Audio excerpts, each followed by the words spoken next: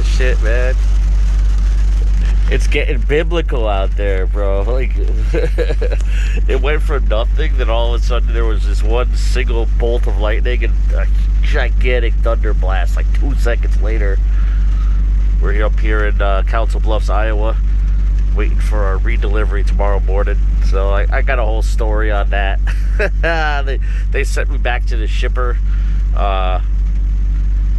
because they claimed there was 8 pallets overloaded on the trailer and they didn't want it delivered to New Jersey for Costco to reject it. I'm like, I'll tell you the whole story in the morning in the light, but I heard this. It sounded like there was hail and there was about to be a tornado outside, bro. So we'll see. I'm parked in between like two other trucks though, so the likelihood of being no tornado is gonna lift my fucking fat ass up anyway. So I think I'm good for the night.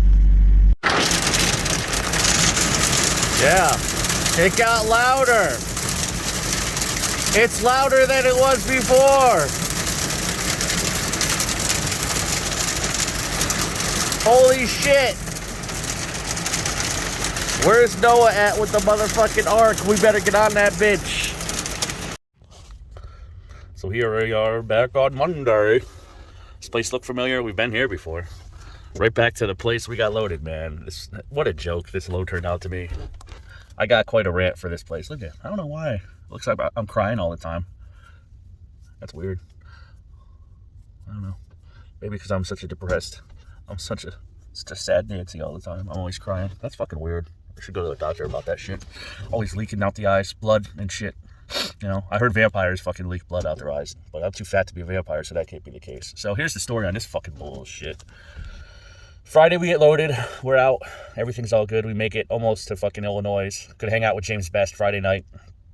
Get a fucking call Friday afternoon, like 4 o'clock. I had stopped at a Come and Go for 2 hours for a sleeper break and all that, and to eat some fatty fucking pizza.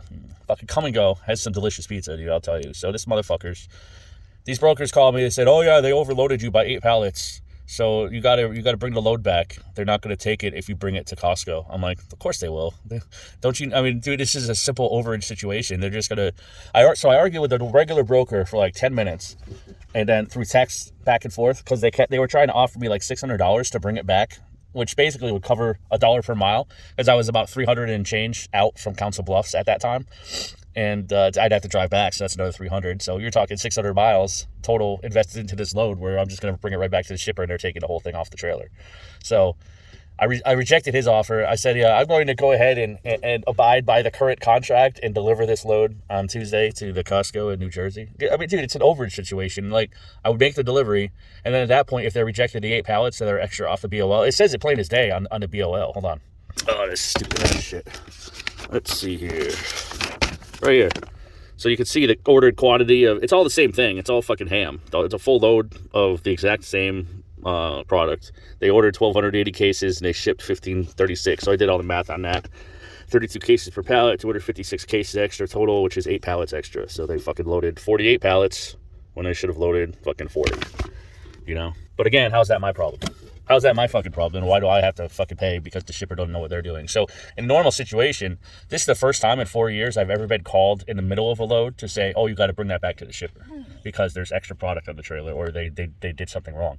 Normally it would just be handled on the opposite end.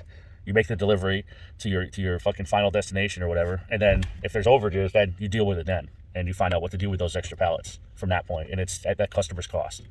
So, but here, they're like, oh, well, you're still close enough where you can just bring it all back to the shipper. And I'm like, the place is closed Friday night, and they're not open again until Monday morning. So it turned into just go back and get the 8 pallets taken off to go back and get the whole trailer removed because they had to cancel the delivery appointment on Tuesday because there's no way you're going to make it to fucking New Jersey on Tuesday. So I spent about 30 minutes on the phone with this dude's supervisor, the broker's supervisor, regional manager of agents or some bullshit was he said his title was, and he's like, yeah, I'm willing to go up to $1,800 on this. I'm like, nah, man, my number's $3,000. You can either meet that or I'm just gonna, like, I played hardball with him, dude. I'm not gonna play games with these brokers anymore. So even the dog knows what's up. She's like, dude, don't fucking take any shit. I'll take a shit right on his front lawn. So I know his name and everything. So if they fuck me on this load, I'm just gonna show up at his house. The fucking guy. I'll find out what his information. He's probably on LinkedIn like a douchebag. But I'll figure it out, dude. But so what ended up happening was I argued with him for like a good 30, 35 minutes, and every 10 minutes or so he upped his offer to eventually he got to 2,500, and I'm like, okay, fine, that's good enough. I don't want to waste any more time on this. I'm just going to bring this load right back, and we'll bring it back Monday. They'll get it offloaded, and that's that, and we're done, you know?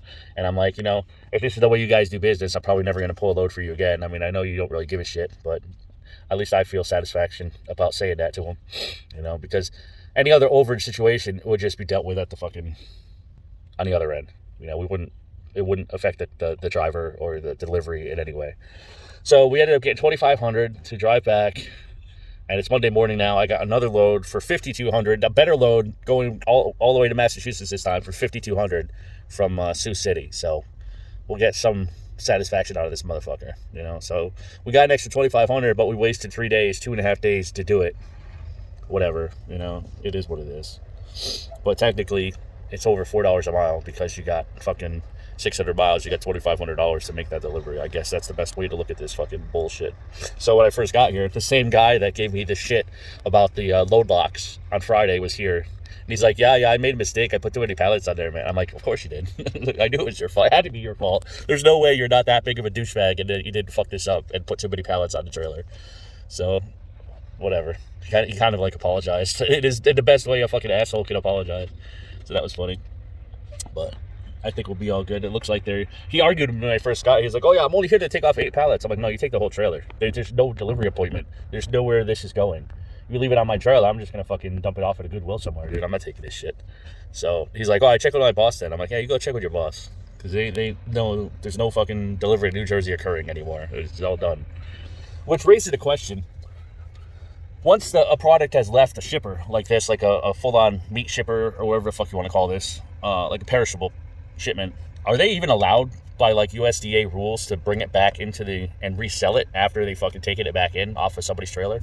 Like, I understand, like, it wouldn't be an issue. You know, it was all sealed and everything, and if you made delivery to the final destination, they took it, right? But are they allowed to like take a product that they've already shipped and bring it back and then attempt to sell it again and ship it on a different trailer? I wonder about that. I don't know. Because who knows, man? Like, it could have, you know, there's 3 extra days of age on this product, but I imagine they stamp it with whatever day it's supposed to expire on anyway. Whatever. That was just a thought I had. Are they even allowed to resell this shit if they bring it back, or do they have to just consider it a total loss? But I don't know. So we're going to get out of here. We got to, as soon as they're done unloading, we got to hike up to fucking Sioux City. And it's like an hour and a half away, but we got until noon to fucking make it. Hopefully, it did actually say on the rate confirmation 2 load locks. So what I might do is scam the fucking load locks from this place, because they had like 10 of them just sitting there. I'm like, yo, man, give me 2 of those so I don't fuck around. And get some free load locks at least. I'm not paying for that shit, that's for sure. Fucking find someone to steal it from. Fucking JB Hunt. Where's the nearest JB Hunt facility around here? I need some diesel 911. Fucking great. All right, I'll catch up with you later. A little setback, but at least we got fucking paid for it, man. They originally wanted to give us $600 to fuck off for 3 days. I'm like, nah, I'll pass. I pass on that. And I got all lawyerly with them and shit. And I'm like, yeah, I'm just going to go ahead and perform the duties of the current contract. I do not consent to any alterations of this current contract. Because 2 parties have to consent to any kind of changes, you know? But whatever. I'm not getting into the fucking lawyerly shit. But it was fun. It was fun arguing with those fucking assholes, that's for sure. So we'll catch up with you later.